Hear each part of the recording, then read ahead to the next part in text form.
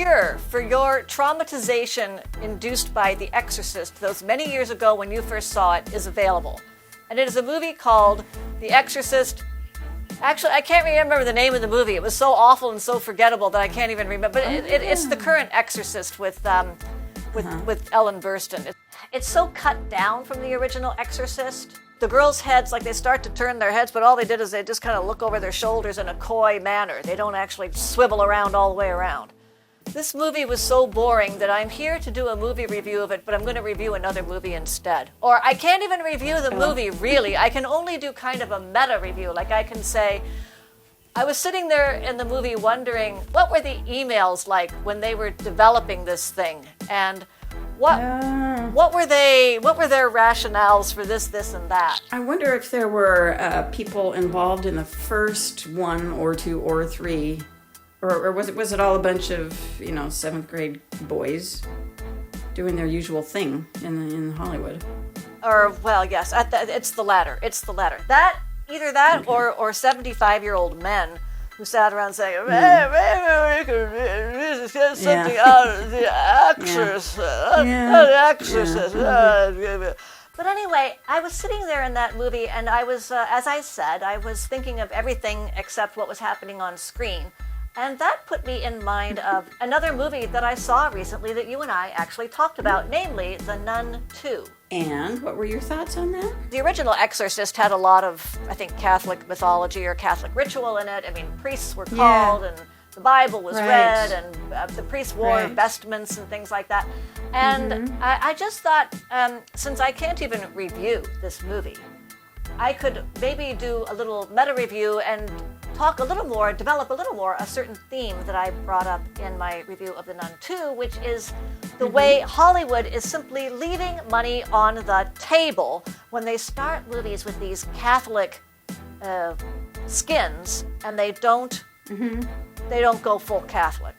So I think Hollywood needs some lapsed Catholics, a whole gang of lapsed Catholic writers, specifically for this niche of scary Catholic movies. You say lapsed Catholics. Why not active Catholics too?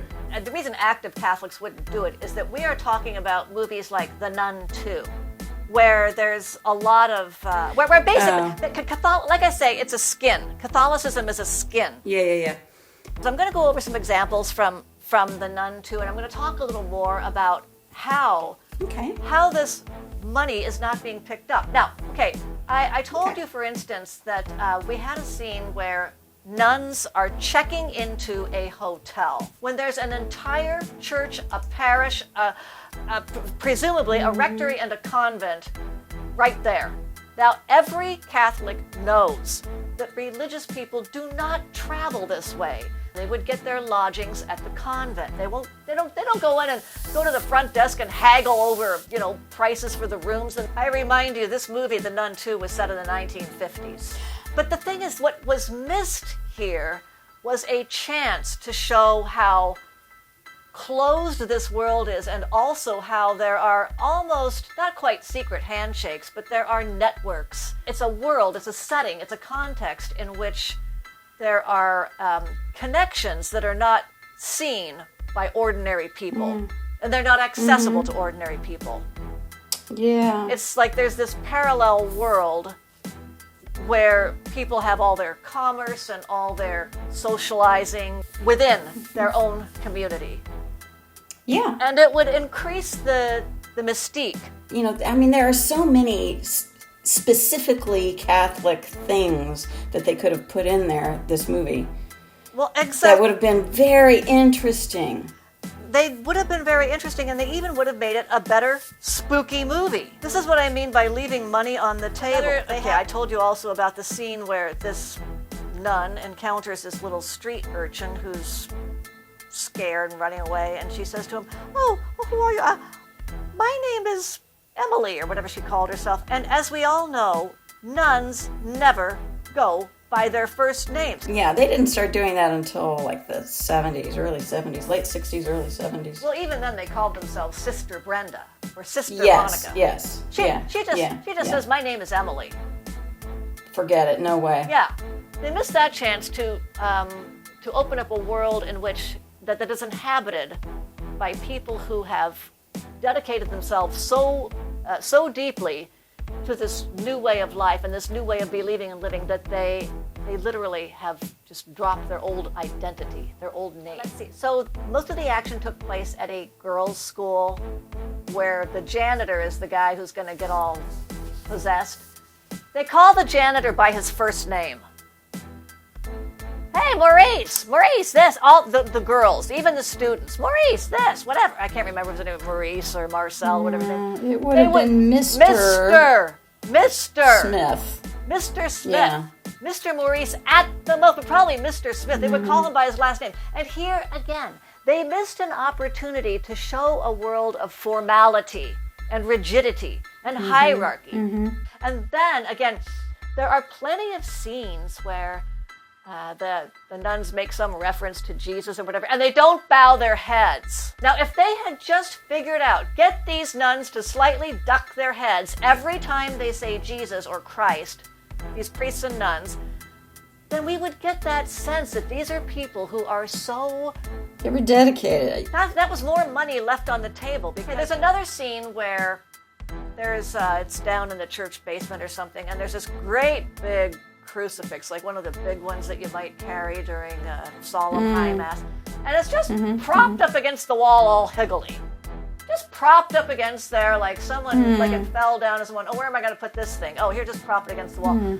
This would never happen. That thing would never, ever, ever. It would have like a velvet case where it would be stored. But even to see that thing like propped up against the wall, that would have been an opportunity right there for some priest to come down the stairs and go, and grab the thing and then set it properly in its place. And then they would probably kiss the feet of the crucifix, and they probably thought it was really smart to have a prop. Oh, I know, let's put a crucifix in the scene. There, let's prop it against the wall there. There, now it looks real Catholic. You know, the more we talk about this, the more I'm thinking that Hollywood is really missing out.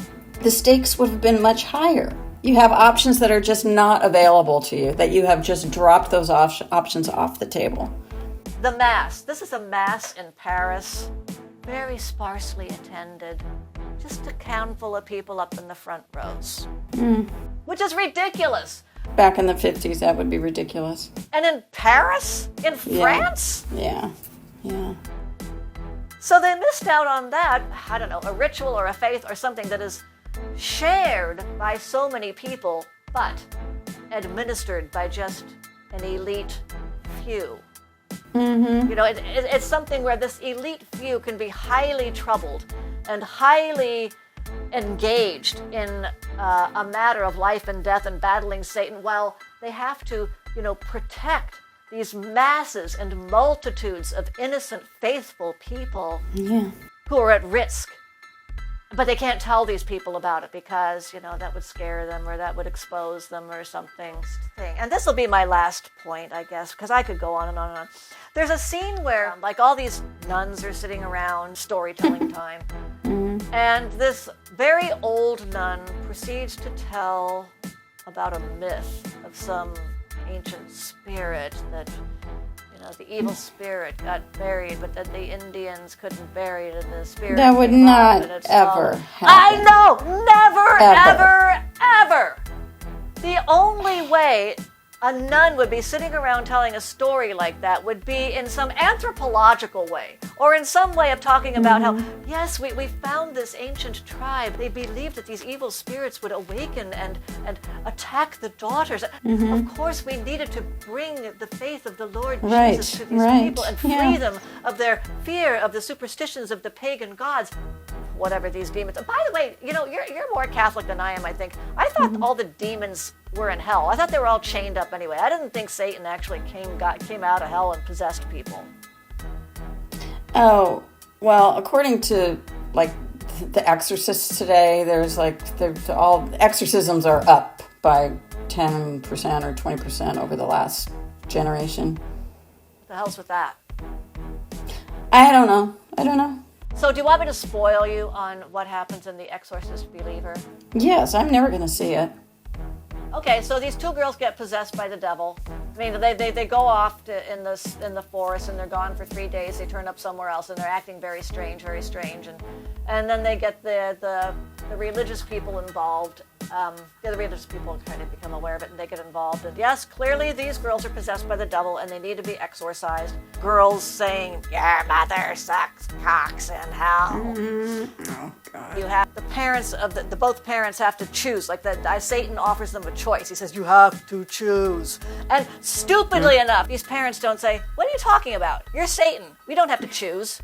You're a liar. Just go to hell where you already are." But anyway, no, it turns out that Satan means it, and Satan actually gets to call the shots here. And then at some point, some parent yells, "I choose, what's her name, Maisie or something," and everyone goes, "Oh no, my God, no, you've done it." It turns out that it was a whole, it was a flip. I mean, Satan says, "Okay, you have to choose," but little did they know that they were going to choose the girl that went with him, while the other girl got to stay. Now, the Ellen Burstyn thing, the reason she came into the picture was that she comes along and says, "Okay, I'll help you out." And she says, "My problem is, after this whole thing happened to me, I wrote a book, and my daughter Regan got really mad at me for exposing the whole story, and she hasn't spoken to me since. And I really, really, really want to find out what's become of Regan, and I would give anything to see Regan again." And then the very last scene, Ellen Burstyn is lying in bed. She's been beaten up by Satan or something, and someone comes along and says, "I'm here, Mom," and it's Linda Blair.